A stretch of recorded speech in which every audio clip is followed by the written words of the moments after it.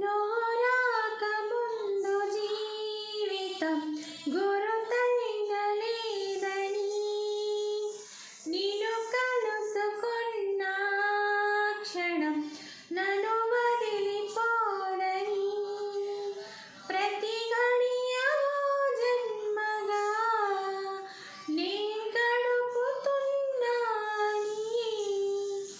ఈ మహిమ నీదే అని నీకైనా తెలుసాని నీకు చెప్పాలని ఒకే ఒక ఆశ మదిలో పరిదాగినా. Hi friends, hello.